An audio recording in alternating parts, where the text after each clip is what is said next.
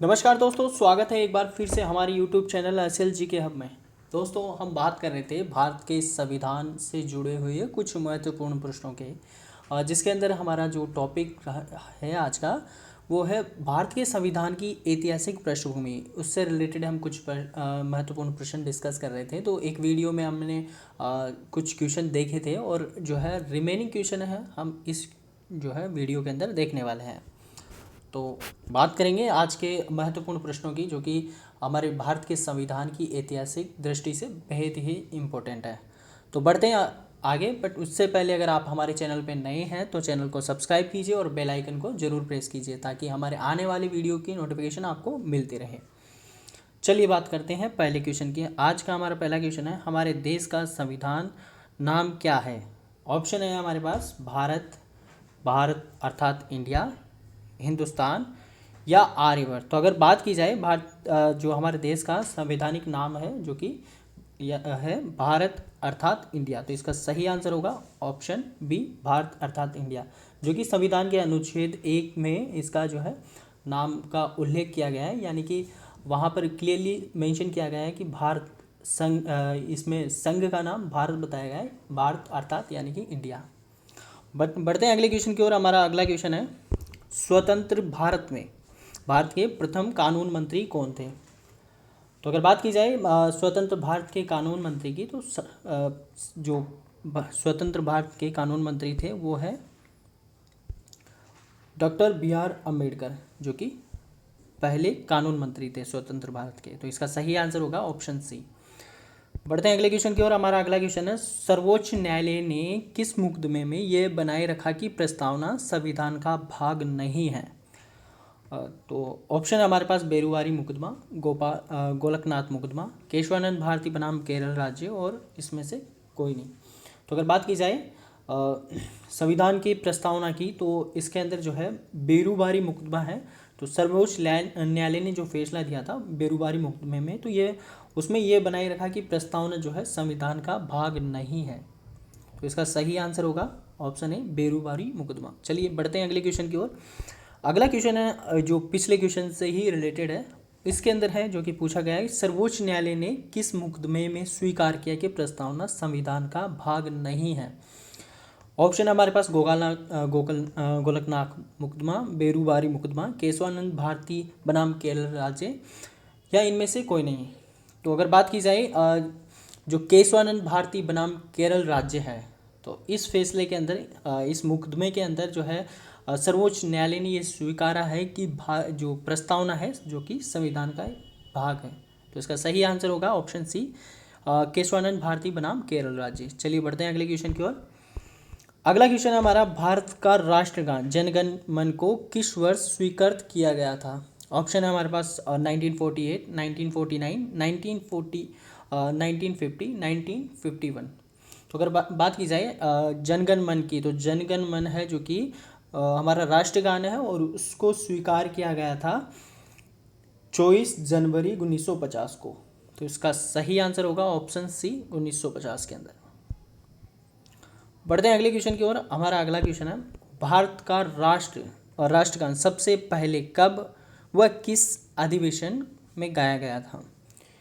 Option है हमारे पास 15 अगस्त 1950 कोलकाता अधिवेशन, 27 दिसंबर 1949 कोलकाता अधिवेशन, 27 दिसंबर 1911 कोलकाता अधिवेशन और 26 जनवरी 1911 पूना अधिवेशन। तो बात की जाए अगर राष्ट्रगान की, तो सबसे पहले जो है कोलकाता अधिवेशन के अंदर 27 दिसंबर 1911 के अंदर यह है गाया गया था। तो इसका सही आंसर होगा ऑप्शन सी, 27 दिसंबर 1911 कोलकाता अधिवेशन। बढ़ते हैं अगले क्वेश्चन की ओर। अगला क्वेश्चन हमारा, भारत का अंतिम अंग्रेज वायसराय कौन था? ऑप्शन है हमारे पास Lord Curzon, Lord Mountbatten, Lord Wavell और लॉर्ड इरविन। तो अगर बात की जाए लॉर्ड माउंटबेटन की, तो लॉर्ड माउंटबेटन है जो कि अंतिम अंग्रेज वायसराय थे भारत के। तो इसका सही आंसर होगा ऑप्शन बी, लॉर्ड माउंटबेटन, जो कि इनका कार्यकाल जो ख़त्म हुआ था 23 मार्च 1947 से 15 अगस्त 1947 तक इनका कार्यकाल था। और इसके अतिरिक्त भारत के गवर्नर जनरल के रूप में भी इनका कार्यकाल जो रहा है 15 अगस्त 1947 से 21 जनवरी 1948 के मध्य में इनका जो कार्यकाल है एज ए गवर्नर जनरल के रूप में रहा है। चलिए बढ़ते हैं अगले क्वेश्चन की ओर।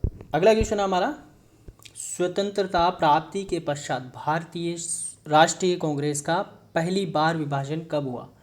बात की गई है यहाँ पर भारतीय राष्ट्रीय कांग्रेस के विभाजन की, तो ऑप्शन है हमारे पास 1969, 1956, 1973, 1971 या उपरोक्त में से कोई नहीं। तो अगर बात की जाए भारतीय राष्ट्रीय कांग्रेस के विभाजन की, तो ये हुआ था 1969। तो इसका सही आंसर होगा ऑप्शन बी 1969। बढ़ते हैं अगले क्वेश्चन की ओर।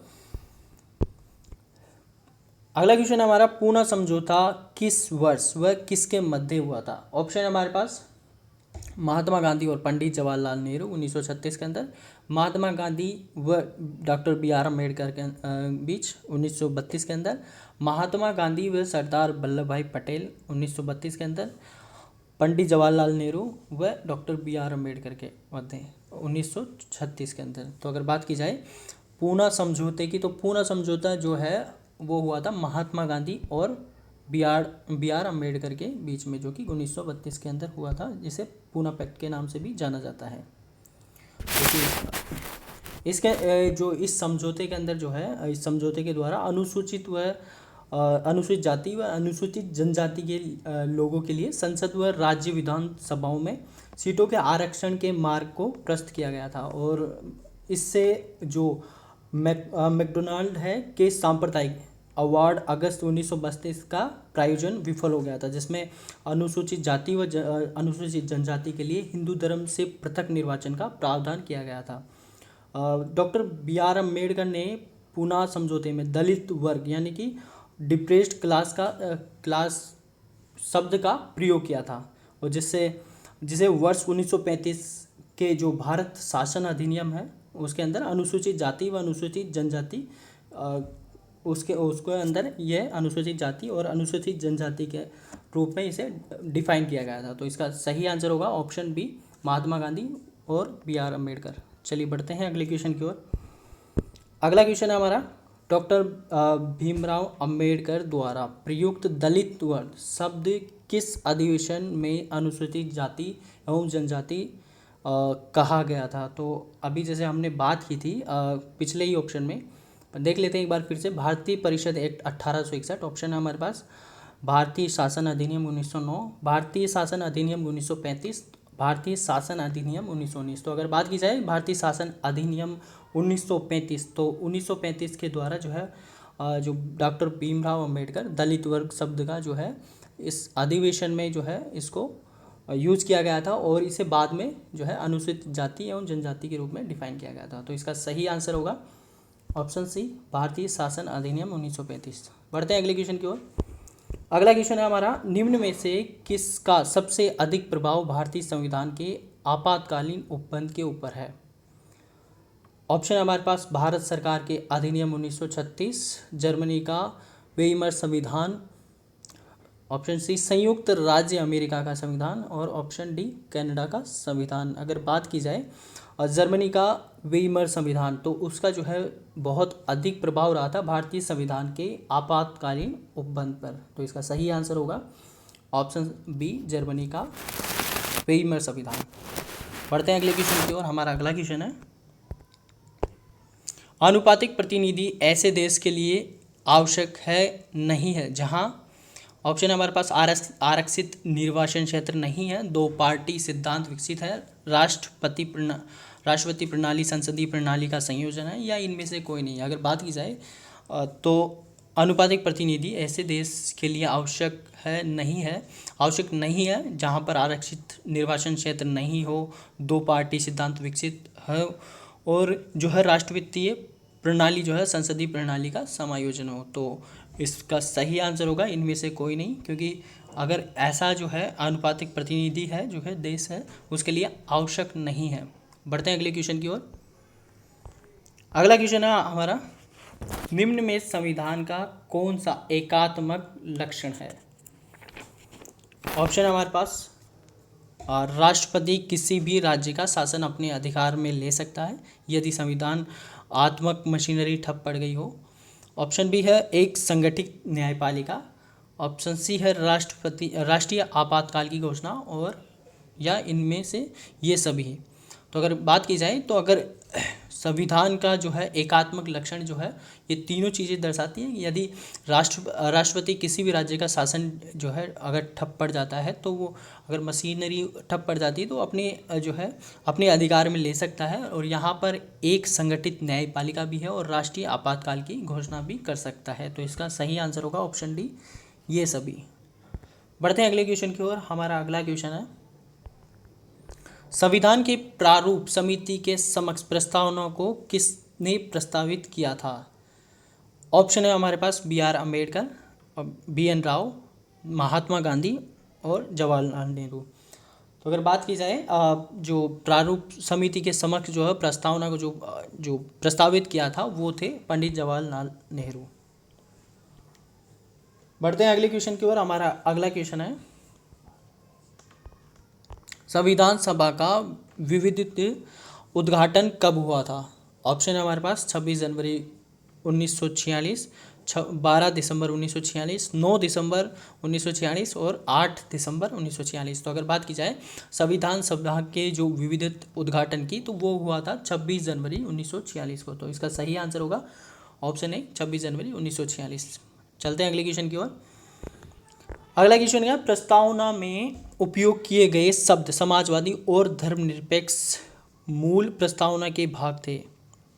जो है यहाँ पर ऑप्शन दिए गए हैं। मूल प्रस्तावना के भाग थे 29वें संविधान संशोधन द्वारा जोड़े गए थे, 42वें संविधान संशोधन द्वारा जोड़े गए थे, 44वें संविधान संशोधन द्वारा जोड़े गए थे। तो प्रस्तावना में जो समाजवाद और धर्मनिरपेक्ष जो शब्द थे वो है जो कि 42वां जो संविधान संशोधन हुआ था उसके अंदर ये दो शब्द हैं जो कि जोड़े गए थे। जो हमारा पुराना जो संविधान था उसके अंदर ये दोनों शब्द जो ही नहीं थे, जो कि 1976 के अंदर जो 42वां संविधान संशोधन हुआ था उसके अंदर जो संविधान की प्रस्तावना है उसके अंदर संपूर्ण प्रभुत्व संपन्न लोकतंत्रात्मक गणराज्य के स्थान पर जो संपूर्ण प्रभुत्व संपन्न और समाजवादी पंथ निरपेक्ष लोकतंत्रात्मक गणराज्य ये शब्द हैं जो कि जोड़े गए थे। बढ़ते हैं अगले क्वेश्चन की ओर।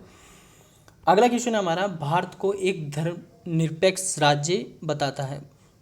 जो हमारा जो यहाँ पर पूछा गया है कि कौन सा इनमें से कौन सा है जो कि भारत को धर्मनिरपेक्ष राज्य बताता है। तो ऑप्शन दिए गए हैं हमारे पास, मूल अधिकार, निदेशक सिद्धांत, नवी अनुसूची और संविधान की प्रस्तावना। तो अगर बात की जाए संविधान की प्रस्तावना की, तो संविधान की प्रस्तावना जो कि है वो बताती है कि हमारा जो भारत है वो धर्मनिरपेक्ष है। तो इसका सही आंसर होगा ऑप्शन डी, भारत की प्रस्तावना, क्योंकि भारत की प्रस्तावना के अंदर जो है उल्लेखित है कि हमारा जो भारत है एक धर्मनिरपेक्ष जो है धर्मनिरपेक्ष उसको डिफाइन किया गया है संविधान के अंदर, संविधान की प्रस्तावना के अंदर।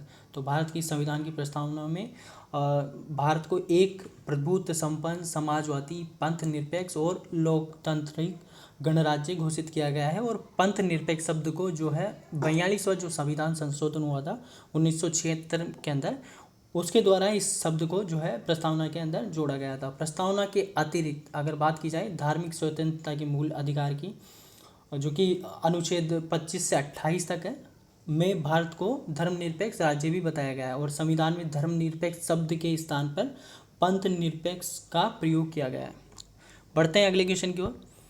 अगला क्वेश्चन है, धर्मनिरपेक्ष के स्थान पर पंथ निरपेक्ष शब्द को किस संविधान संशोधन अधिनियम द्वारा प्रस्तावना में जोड़ा गया है?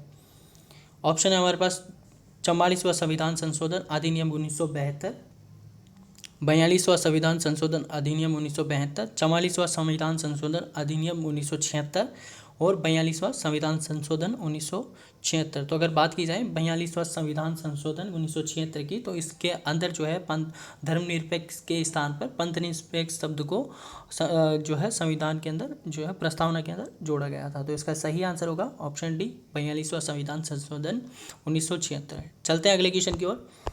अगला क्वेश्चन है, भारतीय संविधान की मुख्य प्रस्तावना है।